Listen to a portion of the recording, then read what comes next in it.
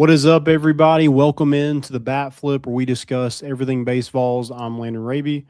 With me, VFL Zander Sechrist. Zander, how we doing? Hey, doing good. Episode 3, getting a little better at this. Let's see what's in store for this week. Okay, yeah, looking forward to it. Also, if you noticed our intro, Wright State coming to town Oh boy, for the first time since 2021. So or It's 2020. Yeah, 2021. Yep, that's right. good. Yep. So little reunion there. I'm sure they'll be wanting some revenge after what took place that last time. So excited to talk about that. Excited to talk about this past weekend in Arlington, where Tennessee goes 2-1, also goes 2-0 in the midweek. It's a big 5-game week. It's a long week.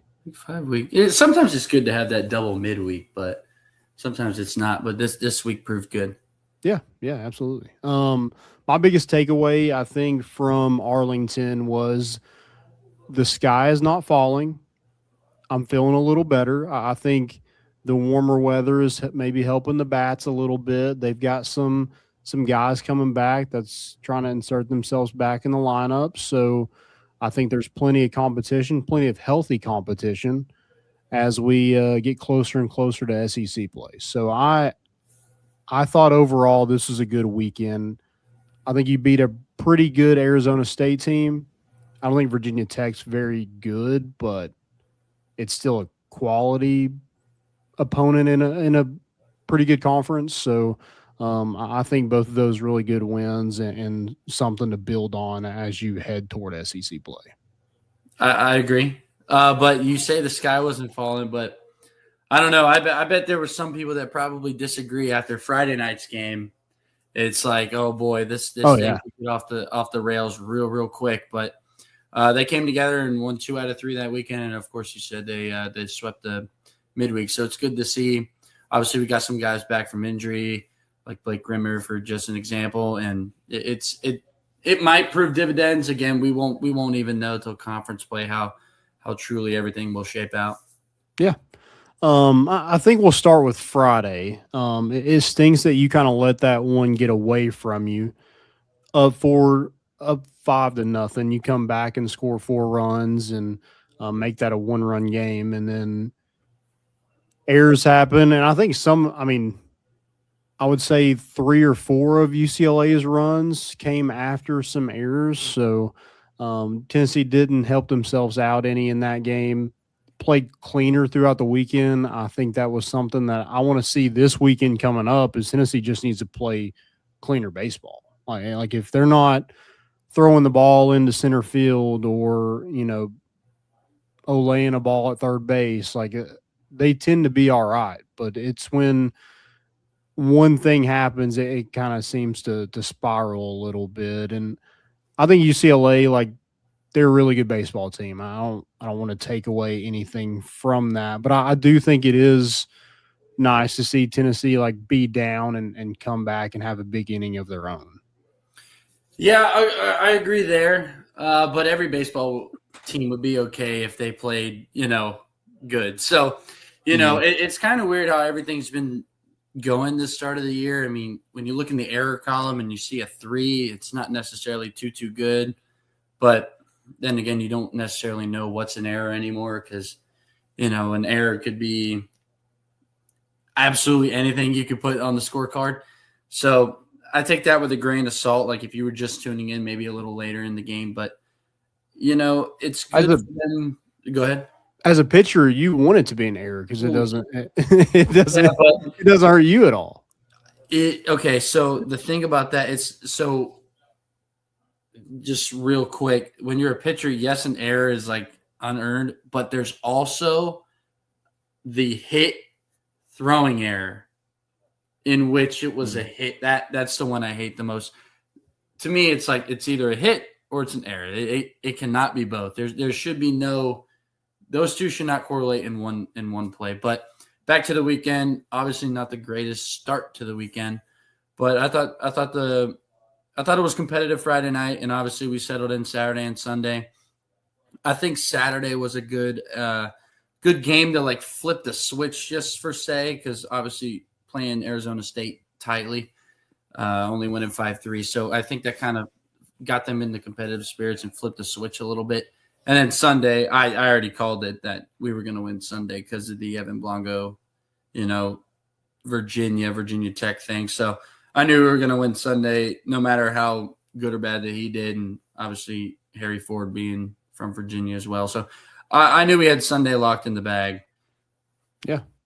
Yeah, they I think the surprise of the weekend for me was Chris Newstrom. Welcome.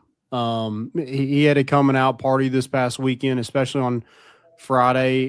He went 3 for 4, had that home run. I think on the weekend he had 4 hits, and it was basically a cycle. He had a single, double, triple, and a home run.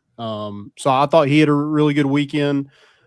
Really interesting for me with him is played some short the other night. I don't know if that's a long-term thing or is that just kind of playing around in a midweek against Oakland, who is probably a rest spot for yeah, Ariel and Manny, probably a rest spot. Yeah, but I think it is interesting because now you've shown like that could be a possibility in the future if it had to happen that way. I mean, you're going to try to get your best 9 in, and however that works out is how it works out. So I think there is some versatility with some guys, and that helps them as the lineup maybe tightens up a little bit once we get to SEC play.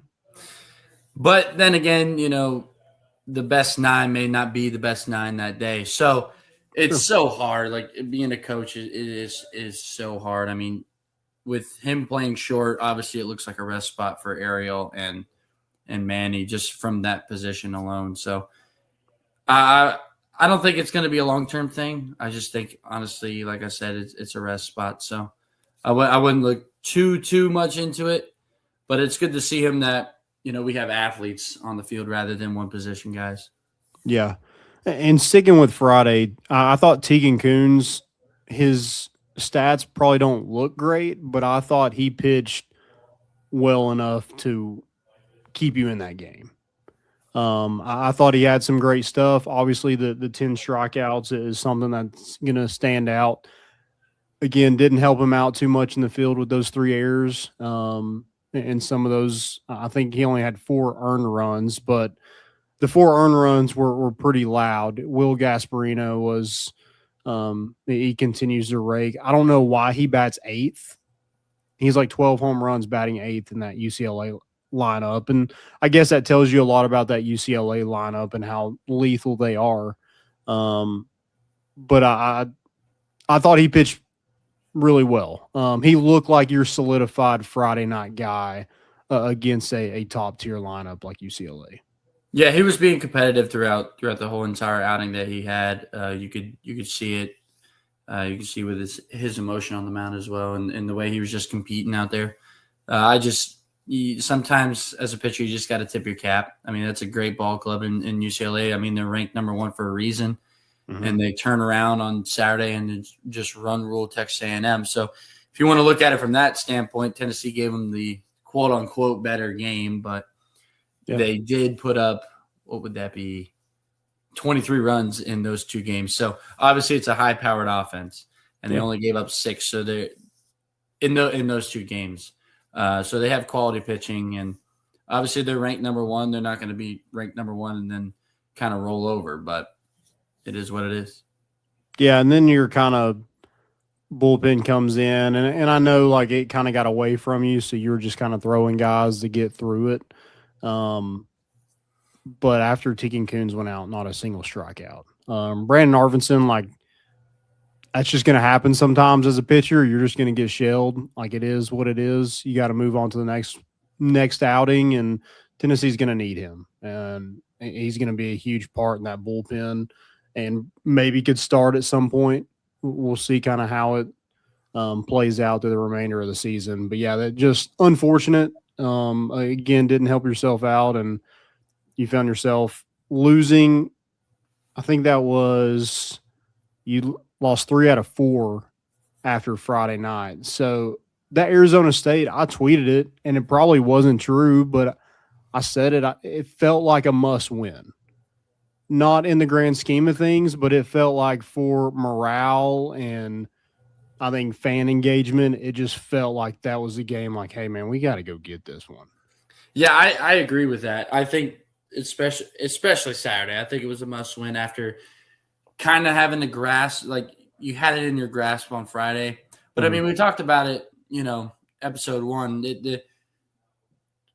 I don't know if you still believe it, but I still believe it. I think the bullpen is going to take us however far we go, in all honesty, because I know we're young in the back end. I know we're quote unquote inexperienced in some spots, but I really truly think as we stand right now, and I know people can clip, things and put them online and saying like, oh, he said this earlier in the year, but I kind of understand it a little bit more being a fan.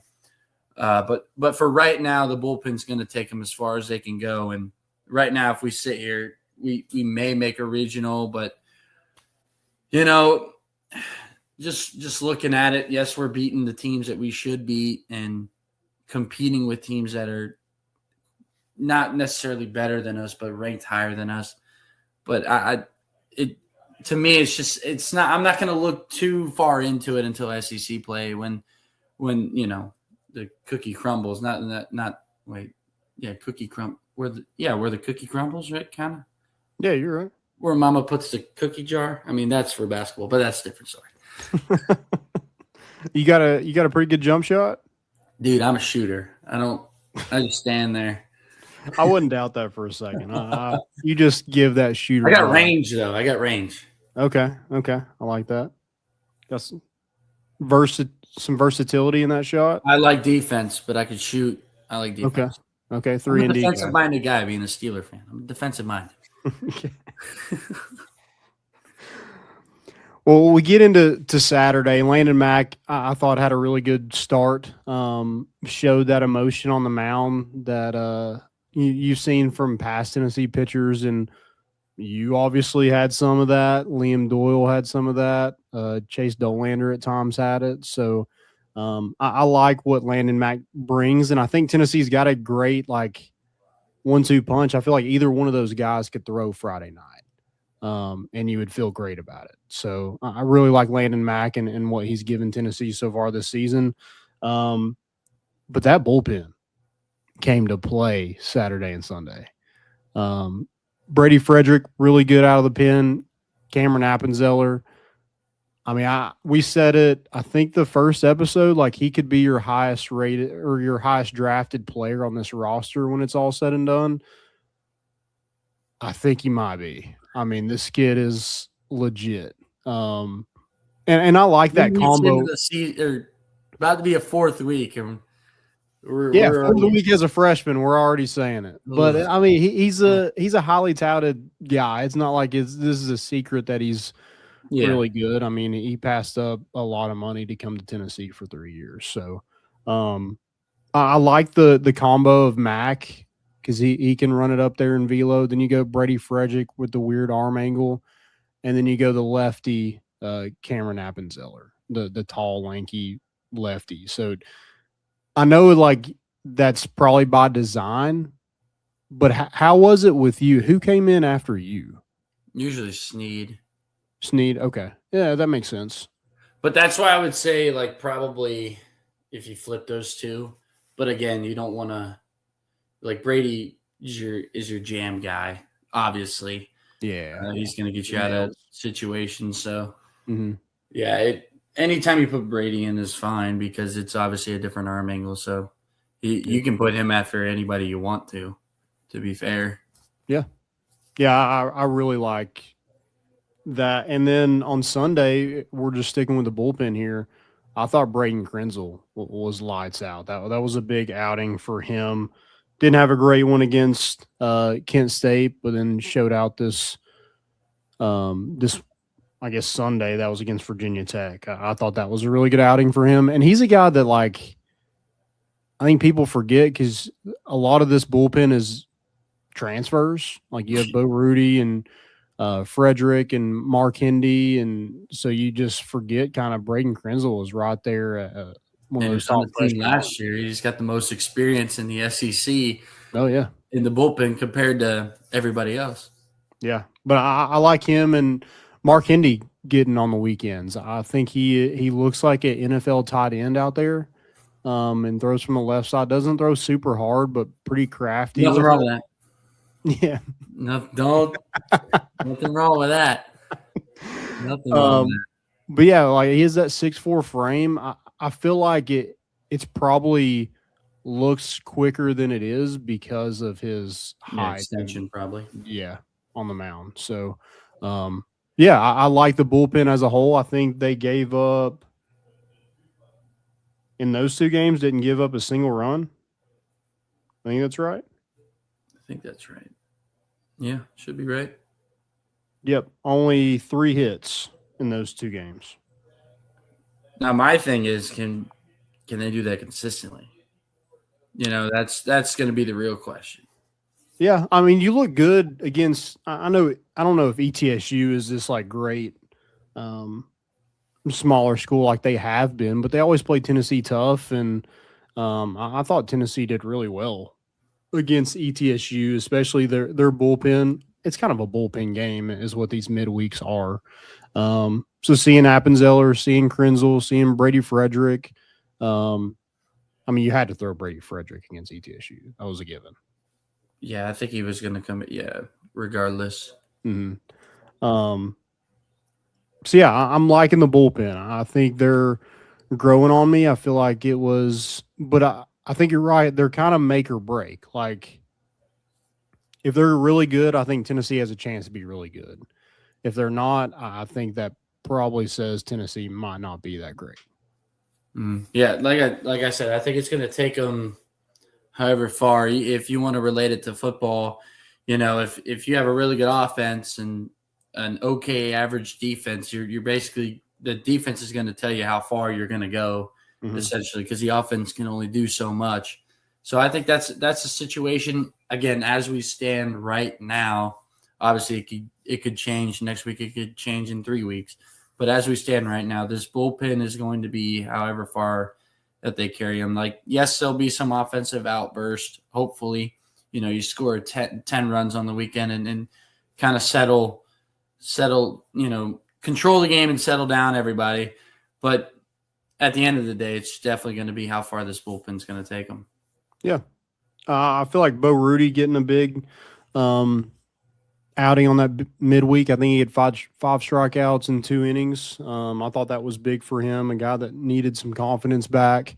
I thought Taylor Tracy pitched really well against Oakland. Again, Oakland, not a very good baseball team at all. I think they're 1-11. You do play your schedule. But I thought as a freshman coming in there and showing that, I mean, does he get some run on the weekend because of what he was able to do in the midweek? That's to be determined. I like the bullpen. Sorry. Yeah, tough. I like the bullpen because I think you have a ton of guys that can throw multiple innings. Guys that can eat innings. Brady Fredericks pitched a ton, can pitch multiple innings. Cameron Appenzeller, same thing. Braden Krenzel can do that same thing. So I like them for their versatility, and I don't think you have to like be super strategic on like, hey, we got to pitch him here so we can save him for here because you have multiple guys that can eat innings. Yeah, the only thing that we could run into trouble with is if all coaches have plan A, all college baseball coaches have plan A. Yeah. It's like even if plan A doesn't work and you obviously go to plan B, but it's the part where we get to plan C and it's not really planned for and it's not – this is just an emergency. Like, if your starter's not – let's just say, one of the weekends, it just doesn't go well for one of our starters. And then you go to your reliable guy in the bullpen and it just doesn't work. Like, do you put a guy in just for experience wise? Like, obviously you're not going to, sell the game and concede. But I think that's where you find out, how people are going to pitch on the weekends. Like, obviously there's, different styles in the bullpen. So I think it'll be interesting to see if we ever get to that plan C game.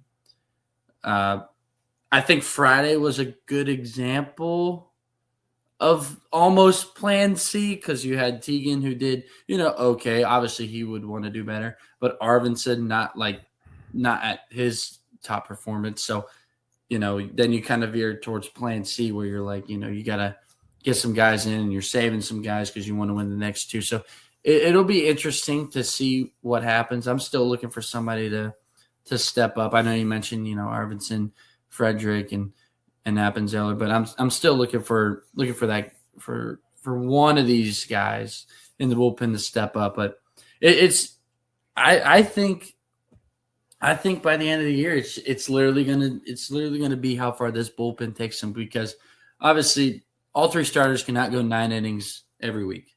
Yeah. If they do, holy moly, that's first time in history. But maybe you'll have Teagan, Landon, Mack. I think if they both keep their pitch counts a little more down, they can get longer in the games. I think by SEC play they should be able to go 7. But obviously, depending on pitch count, Blanco is an experienced guy on the weekend, so he can get you at least 5 to 6. So, like I said, it'll be interesting to see who they put like after Teagan if he goes 7. Like, are they going to put Arvidsson for those 2 innings, mm-hmm. and then shut the door? And then who do they pull for Mac? Do they go Frederick? Maybe they go mix and match because Elander does like the mix and match game. So maybe when we get the SEC play and the nitty gritty, you won't see the bullpen throwing as long. Yeah. But then again, like you said, there's plenty of bullpen arms that can go multiple innings.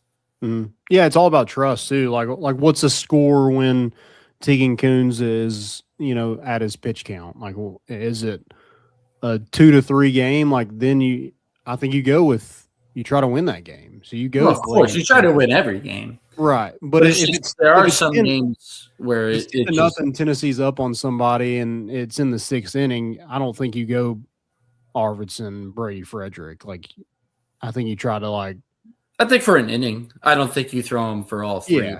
Yeah. What I mean? Yeah. You mentioned Evan Blanco. I mean, it's not like his best stuff. But he just at the end of his outing, you're like, oh, that was pretty good when you look at the stats. But he hits batters, he walked 1, gave up 2 hits, but he did hit 3 batters. So I mean, it wasn't like the prettiest thing in the world, but he's only given up 3 or 2 or 3 earned runs in his 3 outings. So again, I think that's all you could ask for on a Sunday. I don't think there's multiple guys that have. I mean, who's a lockdown Sunday guy?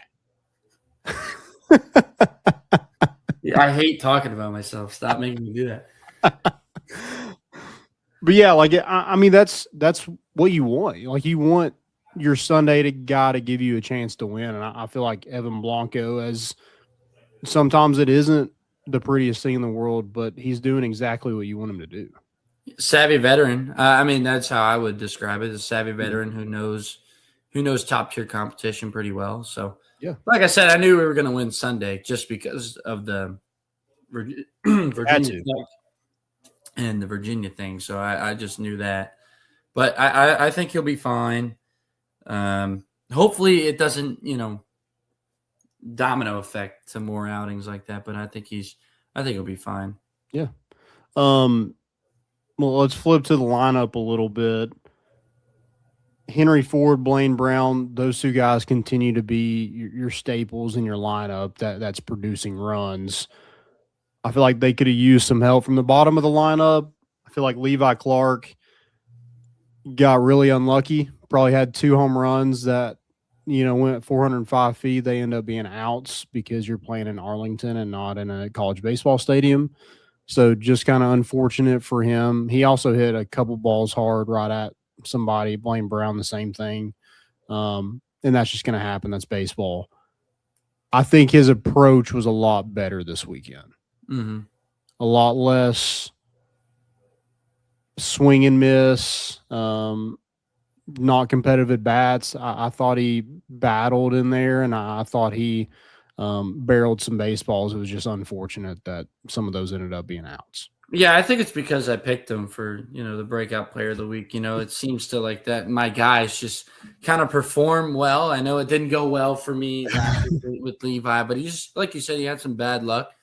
So I think he's figuring it out. And again, I think he'll be fine. And obviously with more reps and him getting out of this little early funk should be okay. I mean, in 4 weeks, we could be talking about Levi, with 10 homers and all of a sudden on a hot streak. So it can turn on a dime.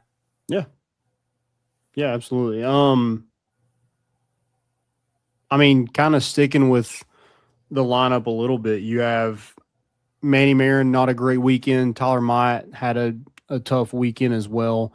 It was just that bottom half was just not on it. And then you do play Ariel on Sunday, and he gets a hit in RBI, and the rest of them came from Henry Ford and Blaine Brown. So I feel like it's like those top 4 guys, like Levi's going to be there because the potential's there. He can catch, he can play first base. Like, he is going to be in your lineup.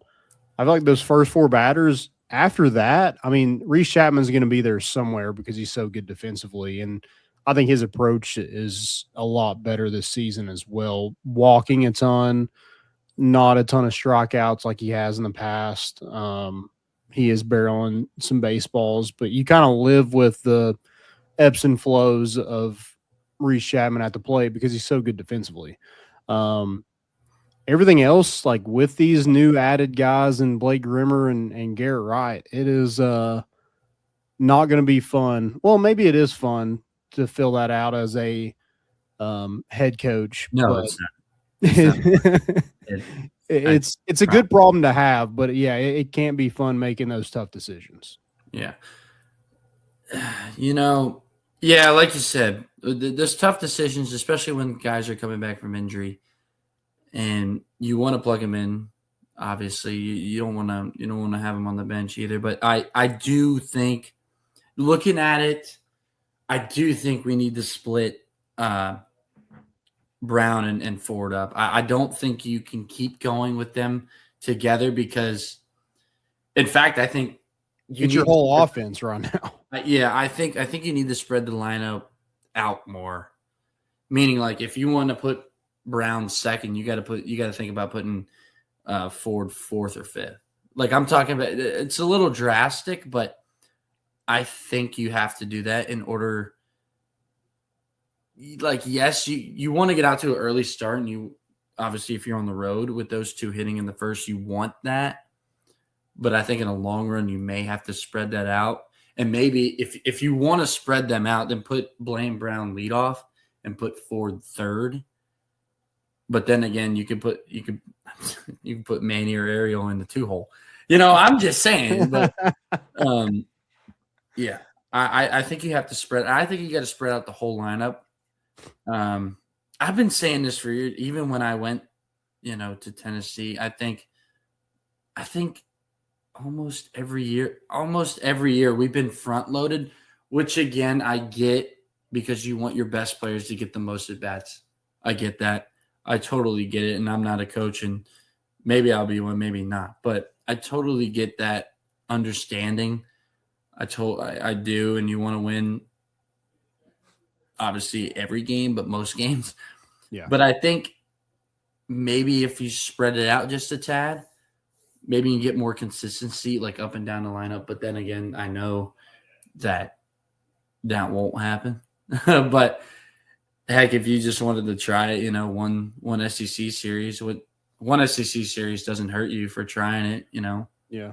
Like Friday, you go with your normal lineup, but Saturday you make a change. Like, say if you went on Friday, heck, try something on Saturday, and if you want to keep it Friday, Saturday the same, and you're up 2-0 in the series, definitely Sunday you should try something drastically.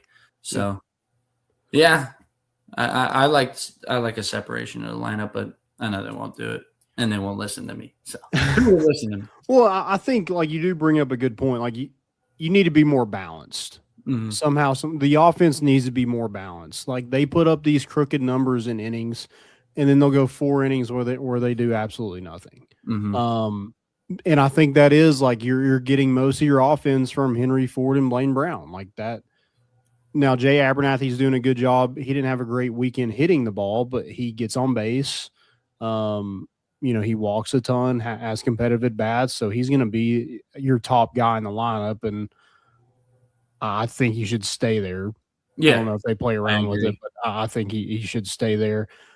Does Blake Grimmer and Garrett Wright, I think that could help balance it out a little bit, where you have some more production coming from the middle or toward the bottom of your lineup, where you can maybe split up a Levi every now and then, like put him in eighth. I don't know. Will Gasparino's hitting eighth and has like 12 bombs. So maybe that works for Levi Clark. I don't know. But I do think probably it's those four guys. It's Jay, Henry Ford, Blaine Brown, Levi Clark. I think after that, I would insert Blake Grimmer. Grim yeah, lefty bat right after Levi Clark. I think that would be – I thought he had a phenomenal again, it's Oakland, but I think him getting some confidence early, it was huge, and he went 3 for 4. I mean, he's going to I think he's going to be a double machine. I love that, the swing he has. And Garrett Wright he might be the most interesting guy on this roster.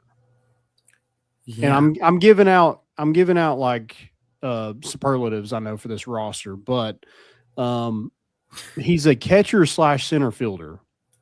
What? And then what? And then, I mean, he has a bunt for a hit. Versatile. What? Versatile athlete. Dude, I'm telling you. I don't know. Bowling Green, just pumping them out. I love it. But I think it is interesting because he's a guy that gets on base a ton, because I think he set a school record at Bowling Green for being hit by pitches. I don't know what is up. There's like some guys just are a ball magnet, and his first at bat, I think he got hit by a pitch last night. So I think he's an added bat. I don't know where you end up playing him in the field. Can you DH him? Like there's so many options that you can kind of go through after fourth in the lineup where everybody else ends up. Or did you find your 2-hole? Oh my God. You got to find a 2-hole. I mean, but then again, it comes back to the front loading. But yeah, I think he could be a 2-hole. I think he hit fifth last night. I kind of like him at fifth. I know. Or you could put him fifth and put Grimmer second. But who fifth?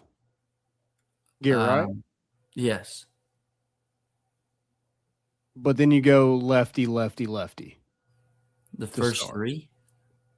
Yeah, that would be varying the matchup. If it's a righty, yes, I like that. Lefty, then you put Jay, Wright, Ford, Blaine Brown. Okay. Yeah. I don't know. I kind of think call us up, man.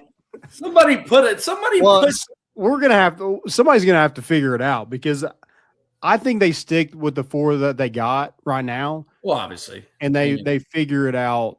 I think they go Blake Grimmer 5th. I think Garrett Wright is 6th. I think you go Reese at 7. Really? Okay. And I think you go Newstrom at 8. Who's your 2-hole? Your 2-hole is Henry Ford. We just stick with Henry Ford. 2-hole? You want it to be a second baseman so bad? No, I just different. I mean, well, Blake Burke was a 2-hole. Yeah, like think. Yeah, that's a little biased, but like think about it. If you want Blaine and Henry Ford, I get you want them hitting in the first. But if they have to go through Jay, who walks a ton, who battles, and if you insert another guy that does that in the 2-hole, Heck, the pitcher could be at 10, 12 pitches before he has to face Henry Ford or blame Harry Ford, not Henry. Jeez, Henry Ford. Yeah. I got it. And blame Brown. So, like, the pitcher's already worked that whole inning, and now they got to go. And if Jay gets on, bearing a double play, those two are going to hit in the first inning. So that's why I think a 2-hole could be important to this lineup. Yeah, maybe. I don't know what they end up. It seems like they are all about front loading it, like you said. But they do that. All colleges do. Sure. So that's why I think you go that lineup and then Newstrom 8, Manny Marin 9 as your shortstop. Or Ariel, either one. You love Manny. You're a Manny guy. Dude, I loved him last year. I thought he was really good as a freshman. I know the bat hasn't been there. I think he's a great defender. And over Ariel? Ariel's glove is. I know. Yeah.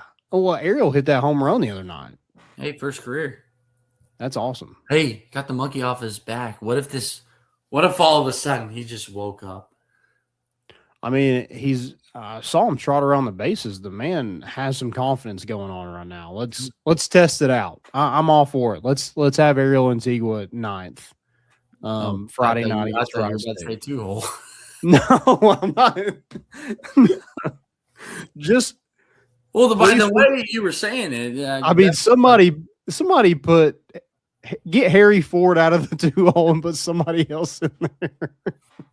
I'm telling you, watch Friday night's lineup, or just Vol fans in general. Just watch the 2-hole the whole weekend. Watch the 2-hole. What do you do at catcher? So we have Stone, we have Levi, right, and Garrett Wright. Yeah. Because I feel like the bat is so important in this because right now Levi Clark hits better when he's catching. I don't know what it is, yeah. I think he's got a couple doubles every time he's caught. It's almost to a situation where you go 1-1-1. Almost. Yeah. But I mean, does Garrett Wright play center? Jay at second? Oh. Newstrom at left? Well, then where's Tyler Myatt? That's the thing. I mean, like there's so like many. We said, it's a good problem to have, but yeah, and Tyler Myatt's an interesting player in this because, like, yeah, he's got a lot of strikeouts and didn't hit great over the weekend, but when he does hit, it's an RBI, it's a home run, it's a double, like it's a loud hit. Yeah. So I don't know. It's interesting how they're going to figure this out, but I think you got to put with the versatility some of those guys have and the potential that Blake Grimmer and Garrett Wright, I feel like those guys you have to insert in your lineup going forward because you need balance. And right now you're not getting it from the rest of it. Yeah. No balance is not a good thing. You need balance throughout at least 1 through 7. Yep. One thing that worries you, give me that. Still bullpen. Okay. Still bullpen until I see a complete weekend, but it's still bullpen for me. Okay. Mine's probably and 2-hole. Mine's probably errors, but because I feel like they are not good enough offensively to overcome those errors like they have in the past. Yeah, that makes sense. And then I do think there is something to, like, they put up a crooked number and then don't do anything for innings after that. I think there needs to find some balance within this lineup. So that's a good question. That is the actual good question, and I think that's baseball fans will answer differently to it. So say you play, you're in the 5th inning, right? Mm-hmm. You have 4 runs. So you scored. Hypothetically, you scored in every inning. Obviously, quotation marks. But yeah, one game you score 4 in the first. zeros all the way to the 5th. In one game, you go 1, 1, 1, 1. Which one would you rather have? Even though they're the same thing, which one would you rather have? I mean, for the sake of my argument that I just mentioned, probably the 1, 1, 1, 1, because that would say that there's balance within the lineup. Within the lineup. What about a 0, 2, 0, 2? Again, more balance than 4 and zeros. That's a great question. What about you? I mean, what would you go? Probably. And I'm not even thinking from a pitcher's perspective. I think 4 in the first. Okay. Like, well, if you just go like that, you take the, like, do the 1, 1, 1. That's like a slow, like you're simmering. Yeah, like death by 1,000 cuts. Yeah, but like, hey, if you're gonna get to 4, just do it. Okay. Just do it right away. Yeah, I don't hate that. And like, yeah, I get what you're saying. Like, it takes all the momentum out of a team when you go score 4 in the first inning. Yeah. Now, it'd be sick if you come back the second inning, score a couple more. Yeah. But I was just saying, like, to the 5th, because obviously there's a back half to the game. Obviously, if you come out 4-0, there tends to be later in the game a little late, like a little laid back because you're up. Yeah. And the other team, if they scratch and claw for 2, now it's 4-2, and now you tense up again. So it could go both ways. Yeah. It definitely could. Give me your breakout player this weekend. Here we go. So we're 1 for 2. Well, see, here's the thing.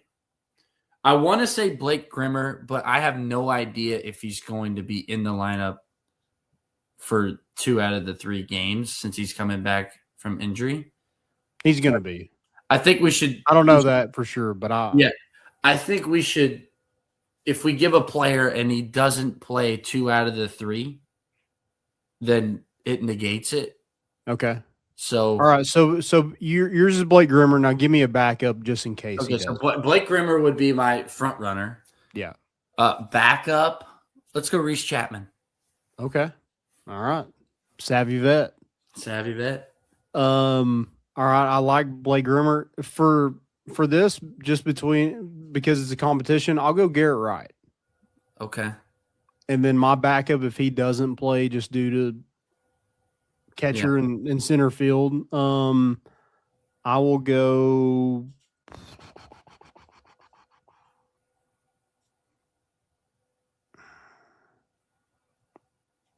I'll go Levi Clark. I think he's going to catch more. So he's going to hit. Okay. Yeah. You're just riding my coattails. Okay, got it. That's okay. Well, you should go whoever's in the 2-hole. That should be yours. Well, I don't know if they're going to consistently be in a 2-hole. That's a great question. Who's your 2-hole for the week? I don't think it's 4. I think it's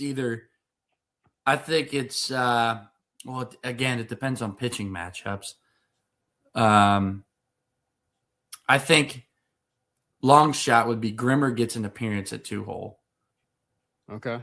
I think it's going to be Henry Ford. He's been there all year. Yeah. It's a long shot. And then I would say Garrett Wright. Like, I think they got something cooking there. Okay. So that's just me. I do agree. Like, if Jay hadn't already solidified himself as the leadoff, I do think it would be interesting to see Blake Grimmer get a shot at that. Yeah, but I think you just don't move Jay. I think it's funny. No, you don't now. No. Episode 1, I was already right on something. So I got Blake Grimmer. Who's another guy that, like, who's a freshman that you're like, all right, I want to see what this guy can do? I mean, all of them. It can be pitcher too. It doesn't have to be in the lineup. I know. I would say Appenzeller, keep doing what he's doing. But I mean, okay. We gotta. He's going to be an important piece. He will.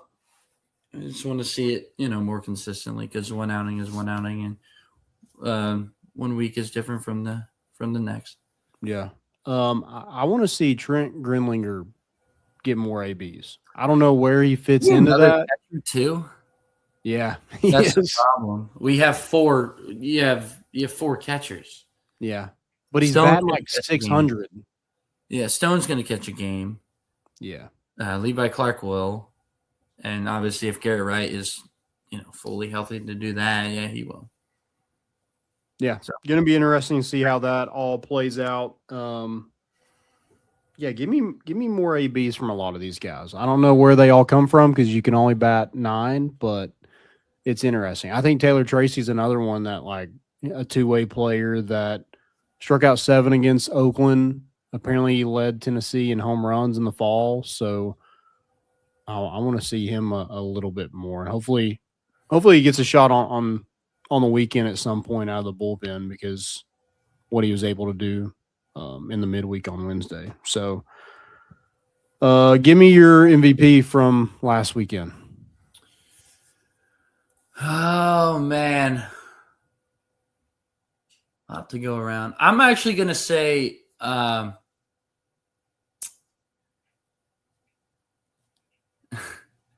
not even going to go with one particular person. I'm just going to go with the entire team on Saturday. Because, like we mentioned earlier. Like a cop-out, but okay.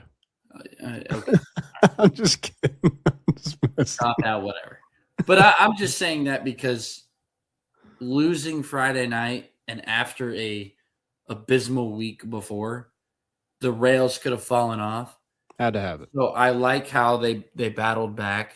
I mean, I know that's like coaches talk, but in all honesty, I think that shows you that this team is capable of being competitive in any environment. Yeah. Yeah, I agree with that. I'll go Chris Newstrom. Coming out party. he had your only home run. That is crazy. Tennessee went to an MLB stadium and only had one home run. I think I mentioned this episode 1. I think we got to win in different ways. We're not going to be able to hit the long ball all the time. Yeah. It is fun hitting the long ball, though. Okay. All right. We've been spoiled for, 4 years of that? Yeah. Let's keep it rolling. Why not? Why stop now? All gas, no brakes. Times change. Yeah. All right. Well, big weekend. Wright State, they are 4-6. So, but they're always a good program. They're going to play you hard, obviously. Gritty. They're the definition of a gritty program. Yep. And there's somebody that seems to always sneak into a regional and make some noise, gives teams fits. So, yeah, it'll be a dogfight, I'm sure, this weekend. So looking forward to seeing Tennessee back in action on Friday night with Tegan Coons taking the mound. And we'll see what that lineup looks like. Anything else you want to add before we get out of here?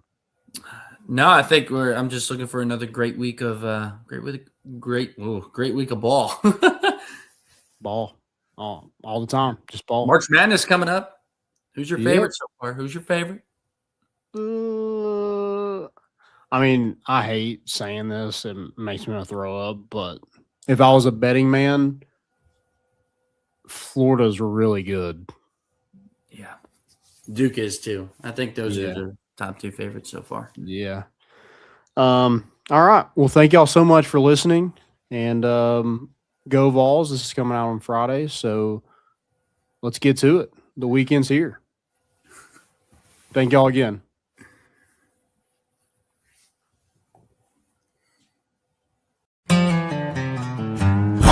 Slam dunks, give him 6. Boys at MII, they got your big orange face.